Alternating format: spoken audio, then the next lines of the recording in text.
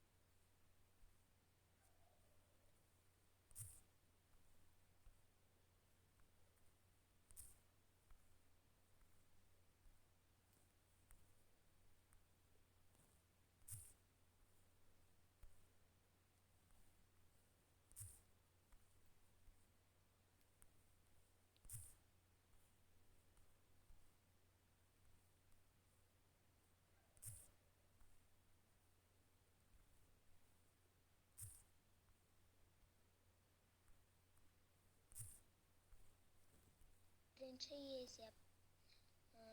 2 сандыққа 6 6-дан бөлінеді. Әсі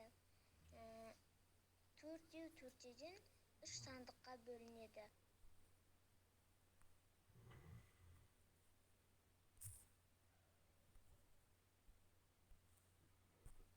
Саламатсыз ба, Мадина апай? Бұл математика сабағы. Бөлу тақырыбы.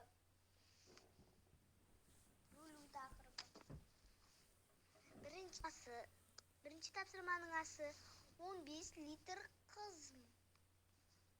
қымыз 3 ыдысқа теңдей бөлініп құйылды. Әр ыдыста неше литр қымыз болады? Егер 15 литрді 3 ыдысқа бөлсек, әр ыдыста 5 литрден болады. Бірінші тапсырманың әсі 15 литр қымыз әр ыдысқа құйылды. Неше ыдыс қажет болды? 3 ыдыс қажет болды.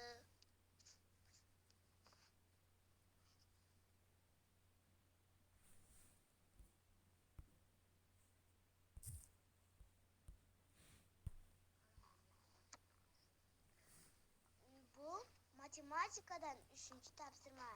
Есепті азайтудың көмегімен шығар.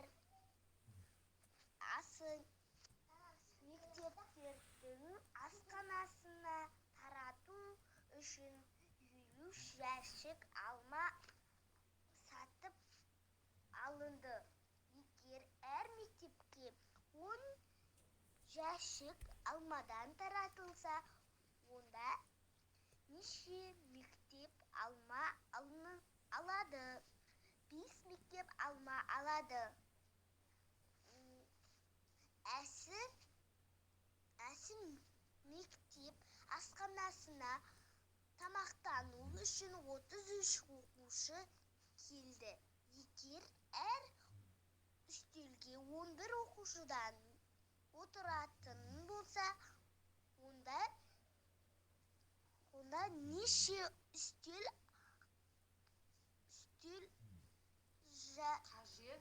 қажет болады? 3 үстел қажет болады.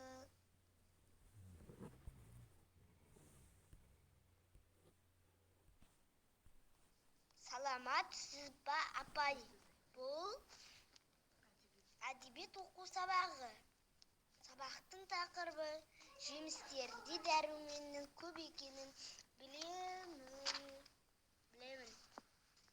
Екінші тапсырма. Аурудың Себебі теңізшілер жаңа жерлерді іздеп шарылады. Оларға көп қауіп-қатер төнді. Бәрінен де қорқыныштысы керқұлақ чинга ауруы болатын. Қатқан нан мен тұздалған етті 1-2 ай қорек еткеннен кейін олардың тістері түсіп қалды. Бұдан кейін теңізшілер лимон жеуді әдетке айналдырды.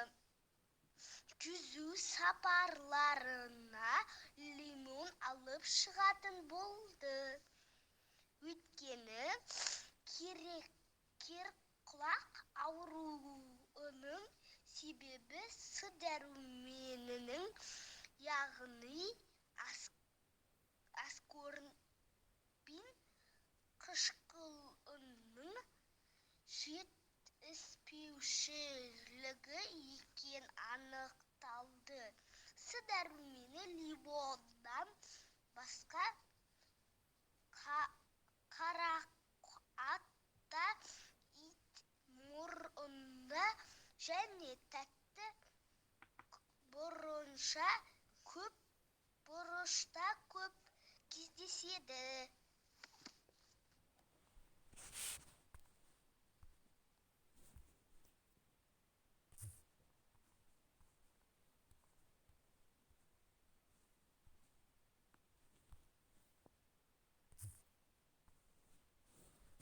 Апай, дұрыс па?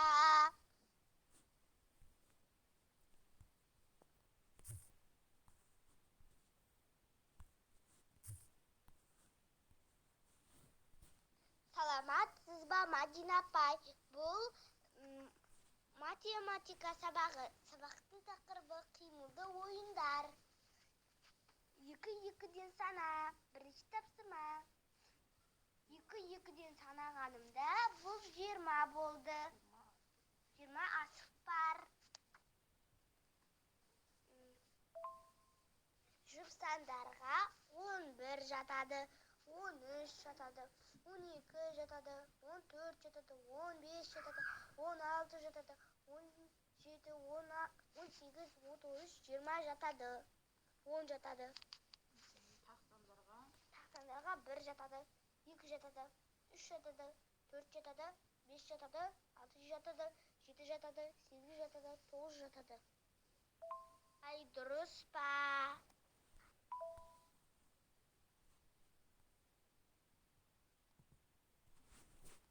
Матемнен екінші есеп. 20-ға дейінгі жұп сандарды өсу ретімен ата. 1, 12, 13, 14, 15, 16, 17, 18, 19, 20.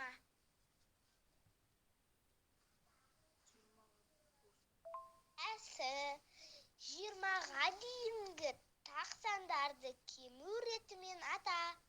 11, 10, 9, 8, 7, 6, 5, 4, 3, 2, 1.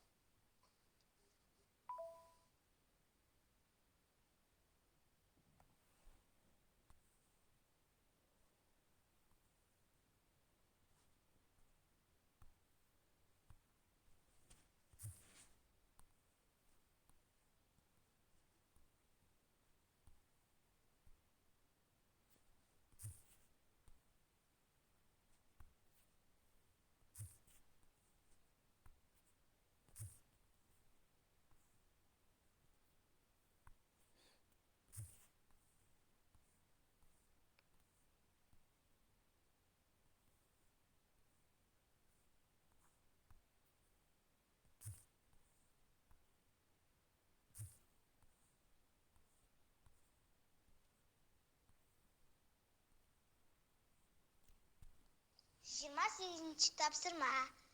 Тыдан бастасаң, дақылдың бірі тары. Сыдан бастасаң, бояудың түрі сары.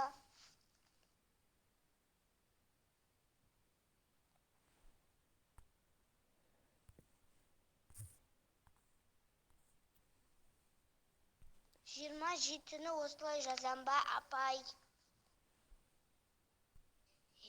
Екінші есептің бір үлгісін көрсетіп жіберіңізші, апай. Түсінбей жатырмын.